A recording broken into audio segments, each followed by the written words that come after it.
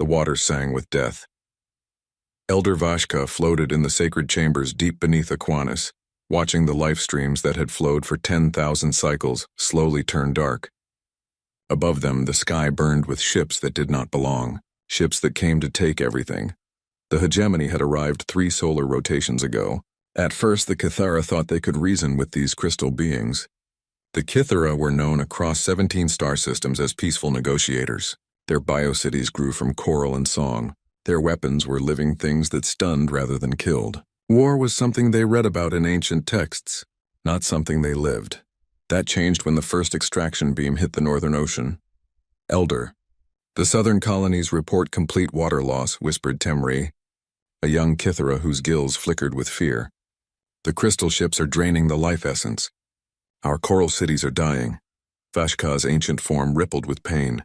Through the bio-network that connected all Kythera, they felt every death, every dried coral city, every suffocating child. The crystal beings called themselves the hegemony, but they were pirates, planet killers who moved from world to world, taking what they needed and leaving dead rocks behind. What of our defenders? Vashka asked, though they already knew the answer.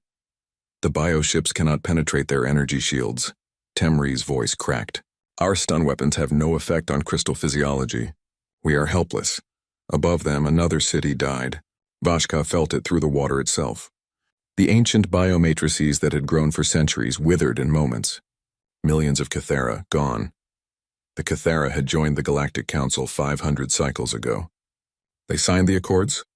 They followed the rules. They believed in the greater good of all species working together. But when they sent distress signals to the Council, only silence came back. The crystal beings had immunity. They had treaties. They had rights. The right to murder entire worlds, apparently. Elder, the Council has responded to our requests. Another young Kythera swam into the chamber. They express concern but cannot act. The hegemony claims salvage rights under Section 12 of the Colonial Expansion Treaty. Vashka's biolights dimmed. So that was it. Their people would die because of paperwork. Because some long-dead politicians had written rules that let monsters dress their crimes in legal clothing. Through the water network, Vashka felt another city scream and die. How many was that now? 20, 50? The numbers blurred together in an endless stream of loss. There is one option, the messenger continued quietly, but the Council forbids it. Every Kythera in the chamber turned toward the speaker. In their desperation, even forbidden options looked like hope. The Deathworlder protocols, the messenger whispered. The chamber fell silent except for the soft flow of dying water. Every species in the galaxy knew about the Deathworlders, the monsters from the Forbidden Sector, the ones who came from a planet so dangerous that it had tried to kill them for millions of years, the ones who had been locked away after the contact wars 50 cycles ago. Earth. That was their planet's name. Earth, where everything was poison or predator, where the very air could kill most galactic species, where the dominant species had learned to fight like demons because their world gave them no choice. The stories were legend across the galaxy, how humans could survive in environments that melted metal, how they fought wars that lasted for decades without surrender, how they turned every tool into a weapon and every setback into rage, how they looked at impossible odds and smiled. The Council had built a wall around their sector of space. No contact, no trade, no communication. The humans were too dangerous to exist alongside civilized species. They were death-walking on 2 legs and the galaxy was safer with them locked away. But now, with their world dying and their children suffocating, forbidden options looked different. The protocols are sealed for good reason, Vashka said slowly. The humans are different, violent, unpredictable. The Council banned contact to protect all species. Yes, Elder, the messenger agreed. But they are also the only species that has never lost a war. Through the water network, Vashka felt another wave of death. The crystal ships were moving faster now, draining entire oceans in hours instead of days. At this rate, Aquinas would be dead within 10 solar rotations, their entire civilization reduced to empty rock and scattered bones. Show me the protocols, Vashka decided. The bioarchive opened like a flower, displaying information that glowed with warning markers. Species classification. Deathworlder Class 12 Extreme Hazard. Planet designation Sol 3 Terra Earth. Dominant species, human pangenus variants. Status, permanent quarantine by Council Order 1847 Omega. The warnings filled screens after screens.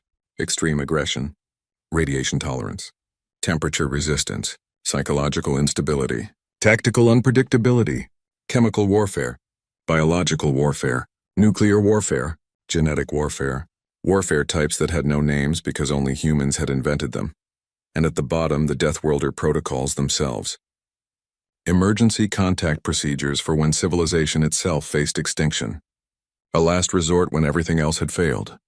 The signal will take 17 cycles to reach their space, Temri said quietly, if they even respond.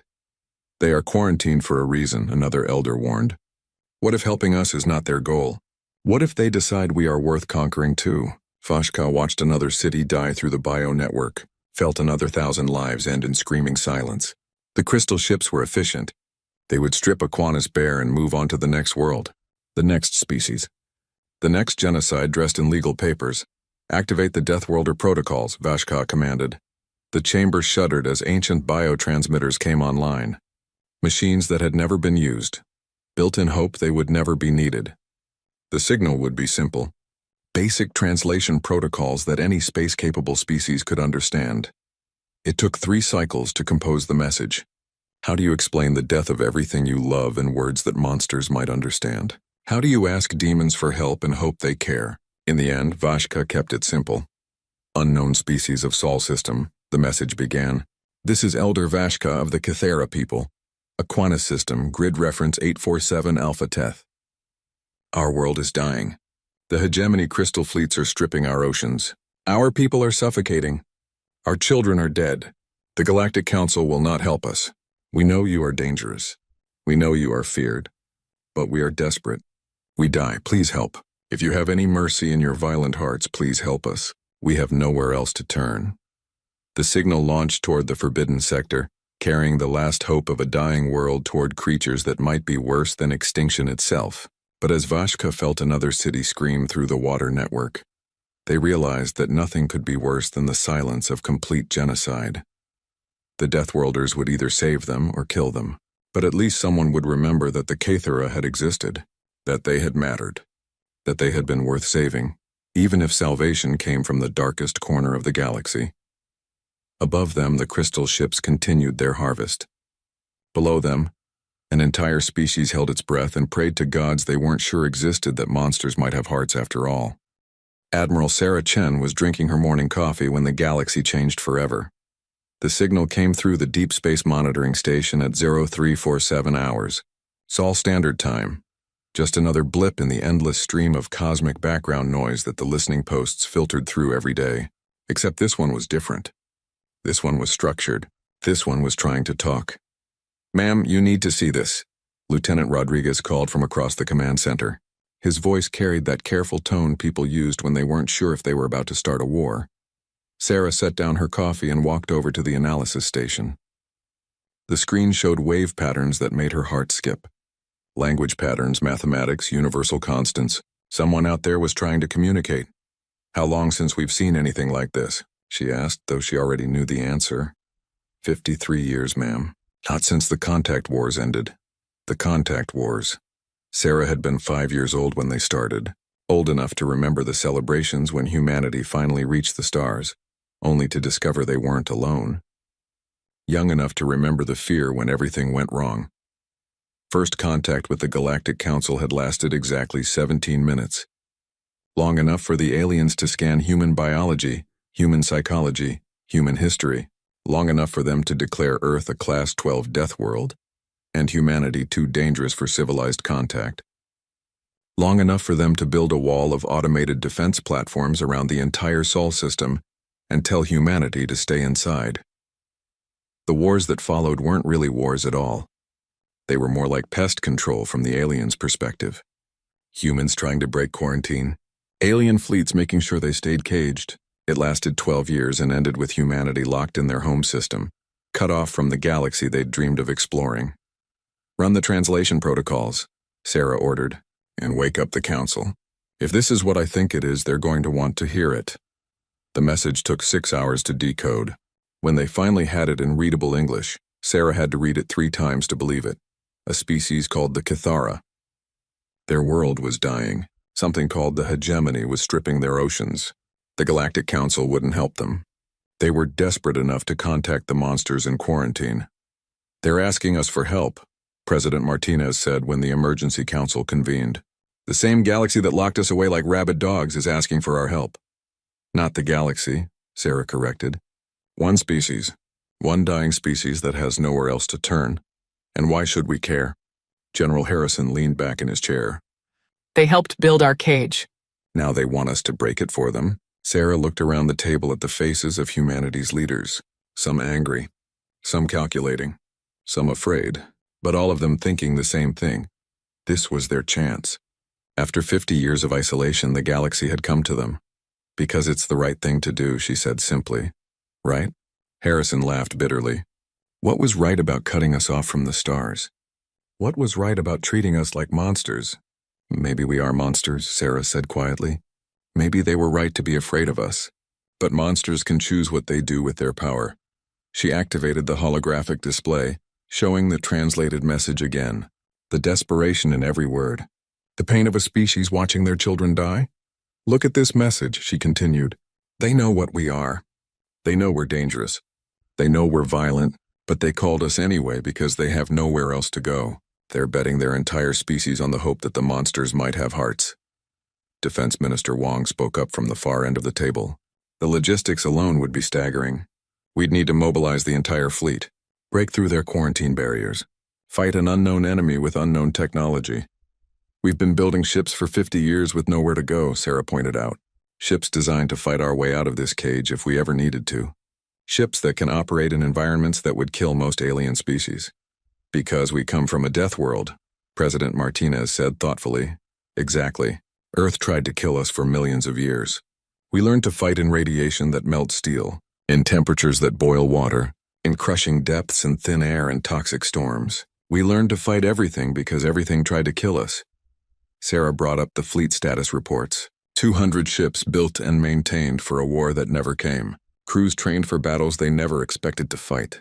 An entire civilization's worth of controlled aggression with nowhere to go.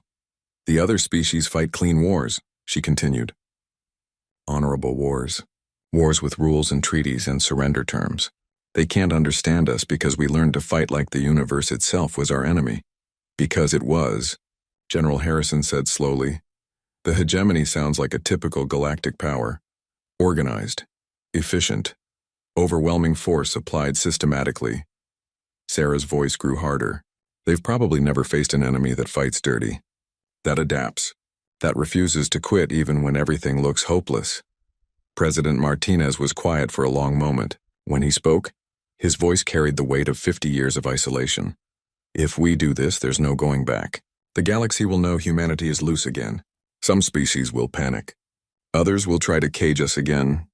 We'll be back to where we were 50 years ago." "No," Sarah said firmly. "We'll be where we choose to be. For the first time in 50 years, we get to choose who we are instead of letting others decide for us." She looked around the table again. "The Cathara are dying, not because they did anything wrong, not because they deserve it, but because monsters with lawyers are killing them legally. They asked us for help because we're the only species crazy enough to say no to the galaxy when the galaxy is wrong." "All in favor of Operation Breakout?" President Martinez called. Every hand around the table rose. Within 6 hours, the mobilization orders went out.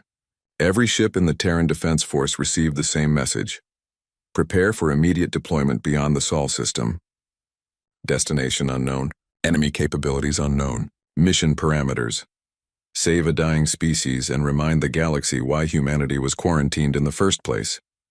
Admiral Sarah Chen stood on the bridge of the TDF Indomitable and watched her fleet assemble.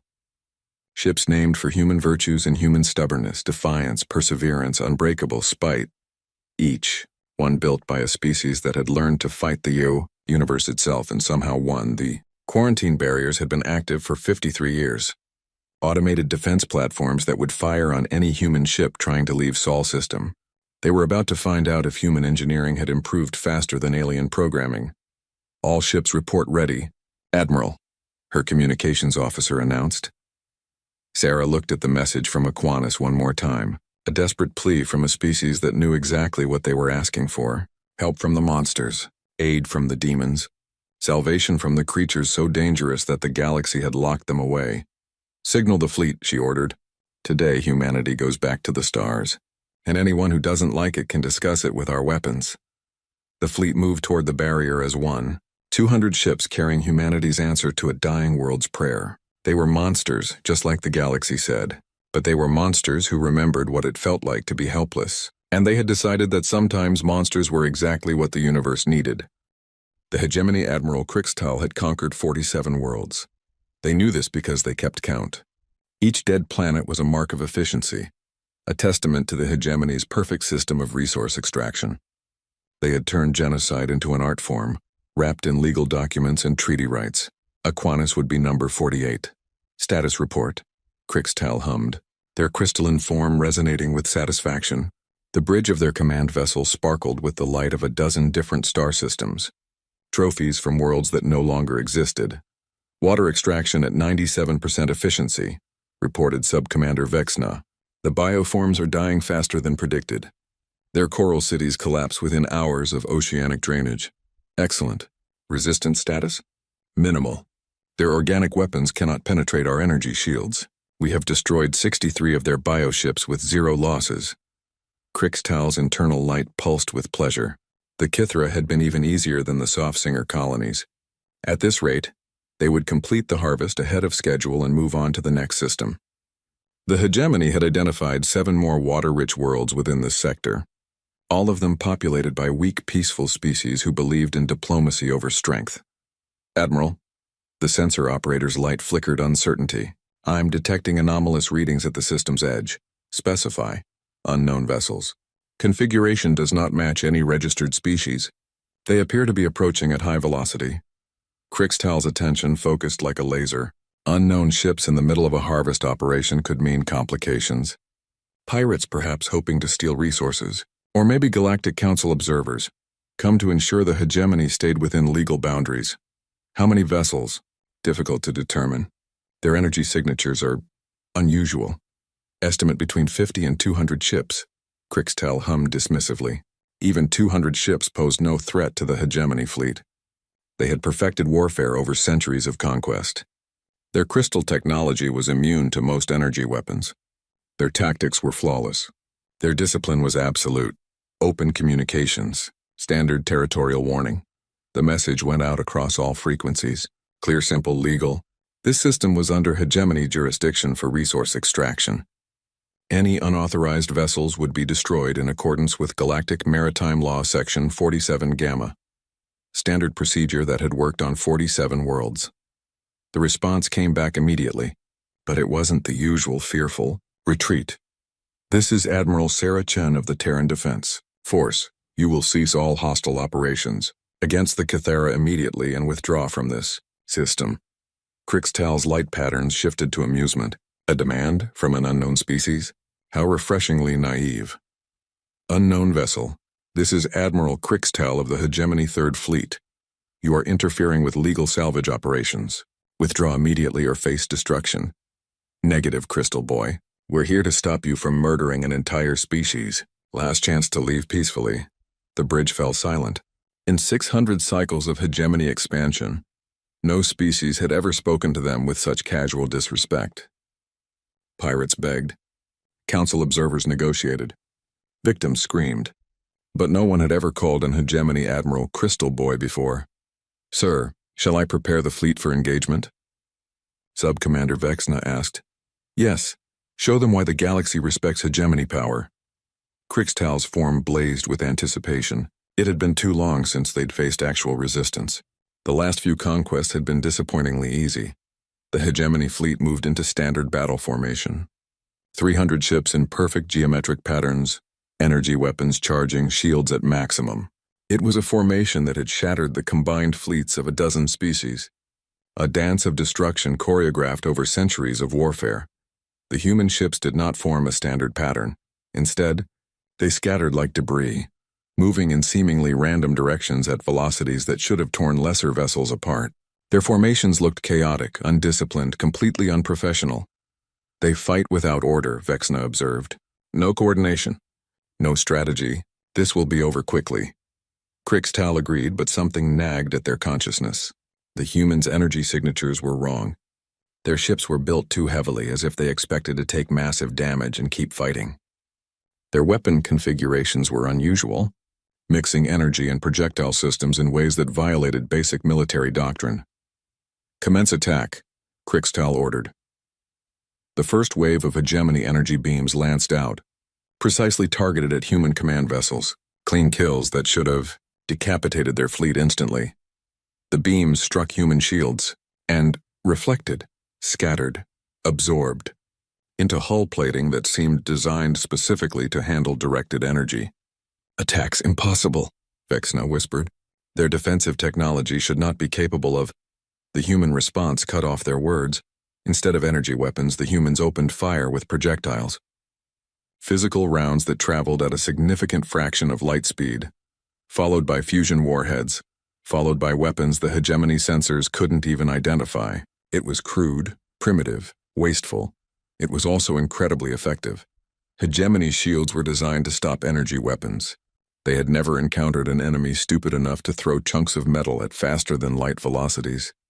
The first human salvo punched through their defenses like they weren't there, cracking crystal hulls and sending entire ships spiraling into Aquinas' atmosphere.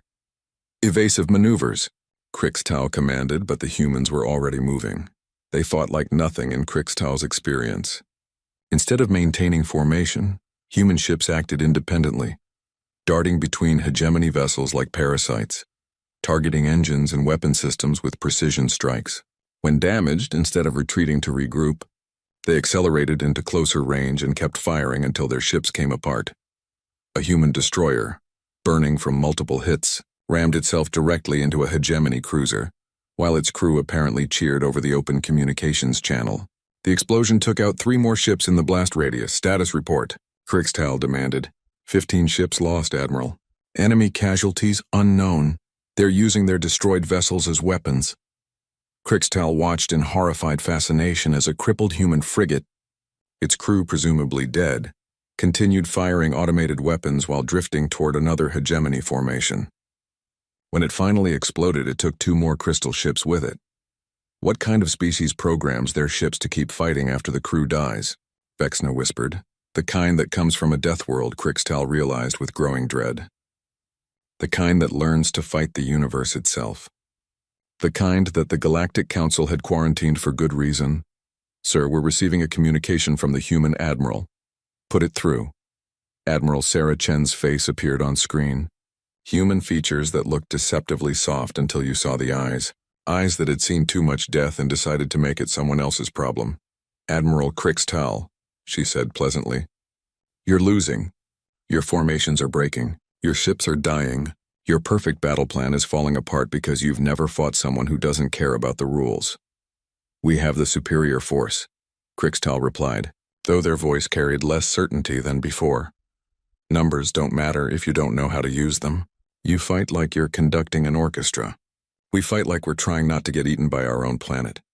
Sarah's smile was not reassuring. Every human ship out there is crewed by people who grew up breathing poison and calling it air. Who learned to swim in water that would dissolve your crystal hide. Who play sports that would count as warfare on civilized worlds. Around them, the battle continued to deteriorate. Human ships moved through hegemony formations like viruses, spreading damage and chaos wherever they went. Every time the Crystal Fleet tried to regroup, another pack of human vessels would appear from nowhere and tear into their flanks. You want to know the difference between us? Sarah continued. You conquer worlds for resources. We're here because someone asked for help. You fight for profit. We fight for people we've never met because it's the right thing to do. And that makes us more dangerous than any weapon you can imagine. A proximity alarm screamed as 3 human ships came out of nowhere, diving toward the command vessel with obvious suicidal intent. All ships retreat to hyperspace, Crixtal commanded. For the first time in their military career, they were ordering a withdrawal. Negative, Admiral. Sarah's voice cut across their communication. You came here to strip this world bare and kill everyone on it. We're not letting you leave to do it somewhere else. The human fleet moved to block their escape routes with a coordination that contradicted their earlier chaos. They had been fighting chaotically on purpose, Crixtal realized. letting the hegemony commit to a formation before springing their trap. They weren't undisciplined. They were predators, and the hegemony had just discovered what it felt like to be prey. Lieutenant James Walker was having the time of his life. His squadron, callsign Rabid Dogs, had just finished turning a hegemony mining platform into an improvised kinetic weapon, and the results were spectacular. The crystal ships had perfect formations, perfect discipline, and perfectly predictable responses to chaos. Walker, you magnificent lunatic, did you just ram a space station into their flagship? Captain Rodriguez's voice crackled over the comm, mixing admiration with disbelief. Technically, I guided it, James replied, banking his fighter through debris that would have shredded most alien vessels. The mining platform did the actual ramming. I was just along for the ride. His fighter's hull was scorched from flying through the explosion. His life support was throwing up warning lights, and his left engine was making sounds that probably violated several laws of physics. On most worlds, this would be considered a crisis. On Earth, it was called Tuesday. Rabid Dogs, this is Admiral Chen, status report. 5 ships operational, 1 ship held together by prayer and spite, James reported cheerfully. Enemy formation is scattered, their command structure is compromised, and they appear to be having what my grandmother would call a conniption fit. Through his canopy, James could see the larger battle unfolding. Human destroyers weaved between crystal cruisers like sharks in a feeding frenzy. Every time the hegemony tried to regroup, another pack of Terran ships would appear from an impossible angle and tear into their formation. The aliens fought like they were playing chess. Humans fought like they were playing rugby, with knives, in a thunderstorm. Sir, I've got 3 hegemony interceptors on my tail, reported Ensign Park over the squadron channel. Can you lose them? James asked, already changing course to help. Negative, but I can probably ram 2 of them before they take me down. Belay that, Park. Save the ramming for when we run out of other options. We're not there yet. James dove toward the enemy fighters, his ship screaming through the thin atmosphere of Aquanus. Below them, the dying ocean reflected explosions from the battle above. The Cathera were still down there, probably watching their sky fill with violence and wondering if they'd made a terrible mistake calling for help from monsters. The hegemony interceptors were fast, maneuverable, and armed with weapons that could slice through most materials like butter. They were also designed for fighting in the sterile vacuum of space against enemies who followed the rules of civilized warfare. James dropped his fighter into the upper atmosphere of Aquanus and grinned as the crystal ships followed. The air was thick enough to create friction, hot enough to overload most cooling systems, and full of chemical compounds that would eat through standard hull plating. For a human pilot who'd learned to fly in Earth's atmosphere, it felt like home. The first hegemony fighter lasted about 30 seconds before its engines overheated and it spiraled into the ocean. The second one tried to climb back to vacuum, but James caught it with a missile designed to function in atmospheric soup that would choke alien technology. The third fighter got smart and broke off the pursuit. That's what I thought, James muttered, pulling out of his dive and climbing back toward space. Nothing personal, Crystal Boys, but you picked the wrong species to bully. Across the battle, the same scene was playing out dozens of times. Human fighters dancing through environments that killed their opponents. Human bombers turning disabled enemy ships into guided missiles. Human destroyers ramming crystal cruisers and somehow surviving the impact. All squadrons, this is Wolf Leader, came Captain Rodriguez's voice. We've got a priority target. Hegemony command ship bearing 27 Mark IV. It's trying to break orbit and run. James checked his scanner and whistled. The command ship was massive, heavily armed and protected by the remnants of the hegemony fleet. Getting close enough to stop it would require flying through a kill zone that would reduce most ships to glowing particles. Copy that, Wolf Leader. Rabid Dogs moving to intercept. Walker, that ship has enough firepower to sterilize a continent, Rodriguez warned. You sure about this? James looked at his squadron. 5 battered fighters held together by human stubbornness and Earth-grade engineering, against a ship that outmassed them by several thousand tons and had weapons that could crack planets. Ma'am, we're from a world where the weather tries to kill you, the animals try to eat you, and the plants try to poison you. That ship is just Tuesday with delusions of grandeur. He switched to squadron frequency. Rabid Dogs, you heard the lady? Time to go ruin some alien's day. Remember, we're not trying to destroy that ship. We're just trying to convince it that running away was a really good idea. The squadron dove toward the hegemony command vessel like meteors with attitude problems. Energy beams lashed out to meet them, turning space into a deadly light show. Most species would have turned back. Humans accelerated. Ensign Park's fighter took a direct hit and began tumbling, but instead of ejecting, she managed to steer her dying ship into one of the command vessel's weapon batteries. The explosion lit up half the ship's hull. Park's down, but she took out their primary beam array, James reported, banking hard to avoid return fire. Looks like she ejected at the last second. Search and rescue, we've got a pilot in the water. I see her shoot, reported Lieutenant Martinez. She's giving us a thumbs up. Crazy woman. That was humanity in a nutshell, James thought. Take massive damage, keep fighting, joke about it afterward. No wonder the galaxy had quarantined them. Most species would consider human behavior clinically insane. The hegemony command ship was burning now, its perfect crystal hull cracked and bleeding atmosphere. But it was still trying to escape. Still trying to run to hyperspace where it could regroup and continue its genocidal tour of the galaxy. This is Admiral Crixtal, came a transmission on all frequencies. Cease your attacks immediately.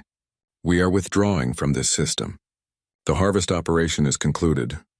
Negative, Admiral Chen's voice cut across the channel. You came here to murder an entire species. The only conclusion I'm interested in is you answering for your crimes.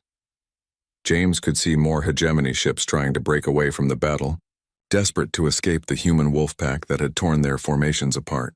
But human ships were faster, meaner, and apparently willing to chase their enemies to the edge of the galaxy if necessary. Walker, can you disable their hyperspace capability? Rodriguez asked. James studied his scanner readings. The command ship's hyperspace emitters were heavily shielded, designed to survive almost any attack. Almost any attack from a civilized species anyway. I'll need to get close. Really close. Probably inside their shields. That's suicide, Walker. Ma'am, I'm from Detroit. This is barely Saturday night. James dove toward the command ship's engines, his fighter's hull heating up as he passed through their shield boundary. Proximity alarms screamed warnings that he cheerfully ignored. When you've learned to drive on icy roads while dodging potholes that could swallow a truck, flying through enemy fire feels almost relaxing. He reached the hyperspace emitters just as they began powering up for jump. Instead of trying to destroy them with weapons, he did something no sane pilot would attempt. He flew directly into the hyperspace field and activated his ship's emergency beacon. The beacon was designed to be trackable across interstellar distances. It was also designed to interfere with hyperspace navigation to prevent accidents. When it activated inside an active hyperspace field, the results were spectacular. The command ship's jump attempt collapsed into a cascade failure that rippled through their entire fleet. Ships that had been preparing to escape suddenly found themselves dead in space, their hyperspace drives blown and their engines offline. James's fighter was thrown clear of the explosion, spinning end over end with every system overloading. But he was alive, his ship was mostly in one piece, and the hegemony fleet was trapped in normal space with a very angry human armada, bearing down on them. All enemy vessels. This is Admiral Sarah Chen, came the broadcast. You have two choices. Surrender and face trial for genocide, or keep fighting and find out exactly why the galaxy quarantined humanity in the first place. James managed to stabilize his fighter and looked around at the battle's aftermath. Crystal ships floating dead in space, hegemony formations scattered like leaves in a hurricane, an entire fleet of genocidal aliens reduced to debris and surrender, and below them the oceans of Aquanus still glowed with life. You know what? James said to his squadron. I think I'm starting to like this whole saviors of the galaxy thing. The water sang with life again. Elder Vashka floated in the sacred chambers, feeling the bionetwork pulse with something they had thought lost forever. Hope. Above them, the crystal ships floated in space like broken toys, their weapons silent, their crews either dead or surrendering. The humans had done the impossible. They had broken the hegemony's perfect war machine with tactics that made no sense to any civilized species. They had fought like the universe itself was their enemy and somehow won. Elder, the human admiral requests permission to meet with you. Temri's voice carried wonder and fear in equal measure. She says she wants to discuss terms for aid and reconstruction. Vashka rippled with uncertainty. The humans had saved them, but they were still Deathworlders, creatures so dangerous that the galaxy had locked them away for 50 cycles. What did such beings want in return for salvation? Bring her to the sacred chambers, Vashka decided. If we are to meet with demons, let it be in the presence of our ancestors. An hour later, Admiral Sarah Chen descended through the biotubes that led to the deep chambers. She wore a simple environmental suit and moved with the careful grace of someone trying not to disturb fragile things. When she reached the chamber, she removed her helmet and breathed the Kithara atmosphere without difficulty. "Elder Vashka," she said, her voice respectful. "I'm Admiral Sarah Chen, Terran Defense Force. We received your message." Vashka studied the human carefully. She was smaller than expected, her features softer than the legend suggested, but her eyes held depths that spoke of hard choices and harder consequences. These were the eyes of someone who had seen war and chosen to fight anyway. "You came," Vashka said simply, "despite 50 cycles of exile. Despite knowing you would face the galaxy's wrath, you came because strangers asked for help." "We came because it was the right thing to do," Sarah replied, "and because we remember what it feels like to be alone and afraid." Through the bio network, Vashka felt the emotions of their people. Relief that the killing had stopped. Wonder at the fierce protectors who had appeared from nowhere. And underneath it all, a growing realization that the galaxy had changed forever. "The hegemony fleet is neutralized," Sarah continued. "Their surviving ships are in custody. We've captured Admiral Krixtal and most of their command structure. They'll face trial for genocide once we figure out which court has jurisdiction." "And the price for this aid?" Vashka asked the question that burned in every Kithara mind. Sarah smiled, and it transformed her face completely. "There is no price, Elder. We didn't come here for payment. We came because someone needed help, and we were the only ones who could provide it. But surely you want something. Trade agreements, territory, military alliances?" "What we want," Sarah said carefully, "is for this to never happen again. Not to you, not to anyone. We want the galaxy to remember that genocide isn't acceptable just because you have the legal paperwork." Vashka was quiet for a long moment, processing implications that rippled through the bio-network like shockwaves. The humans didn't want conquest or tribute. They wanted justice. They wanted to be the galaxy's conscience, backed by weapons that could crack worlds. "The Council will not accept this," Vashka said finally. "They will say humans are too dangerous to be loose in the galaxy. They will try to reimpose the quarantine. Let them try." Sarah's voice carried the quiet confidence of someone who had just shattered the most powerful fleet in the sector. 50 years ago, we were children playing with new toys. Now we're adults who've had 50 years to think about what went wrong and how to fix it. She gestured toward the ceiling, where the stars shone through the bioluminescent dome. "We've been building ships and training crews and developing tactics for 5 decades with nothing to do but plan. We've had time to study every species in the galaxy, learn their weaknesses, understand their fears. If the Council wants to try quarantining us again, they're welcome to attempt it. You would go to war with the entire galaxy? We would defend ourselves and anyone who asked for our help." Sarah's tone remained calm, but something dangerous flickered behind her eyes. "The galaxy spent 50 years telling us we were monsters. Maybe it's time they learned the difference between monsters who destroy and monsters who protect." Through the bio-network, Vashka felt their people's reaction to these words. Fear, yes, but also something else. Something that had been missing from Kithara culture for too long. The knowledge that someone was willing to fight for them. "What happens now?" Vashka asked. "Now we help you rebuild. Our engineers are already working with your biotechnicians to restore the damaged coral cities. Our medical teams are treating radiation exposure from the crystal weapons. Our supply ships are bringing fresh water from ice asteroids to replace what was stolen." Sarah paused, her expression becoming more serious. "And we send a message to every species in the galaxy. A simple message that says humanity is back in the stars and we remember our friends. And your enemies? We remember them too." The chamber fell silent except for the soft flow of healing water. Through the bio-network, Vashka could feel the ships above them, human ships, still patrolling the system, still protecting the world they had saved. Deathworlders standing guard over a species they had never met before today. "There will be consequences," Vashka warned. "The Council has protocols for dealing with rogue species. Economic sanctions, military blockades, isolation. Elder, with respect, we've been isolated for 50 years. We've had time to develop our own economy, our own technology, our own alliances with species the Council doesn't even know exist. We're not the same civilization they locked away." Sarah stood up, putting her helmet back on. "We didn't come here to threaten anyone. We came here to save lives, but if saving lives makes us the galaxy's enemy, then we'll be the galaxy's enemy. History will judge whether we were the monsters or the heroes. As she prepared to leave, Vashka spoke again. Admiral Chen, why did you really come? Not the official reason. The personal reason? Sarah paused at the entrance to the biotube. Because 50 years ago, a little girl watched her planet get surrounded by alien ships and told she could never see the stars. That little girl grew up to be an admiral, and when she got a chance to make sure no other child would watch their world die while the galaxy looked away, she shrugged.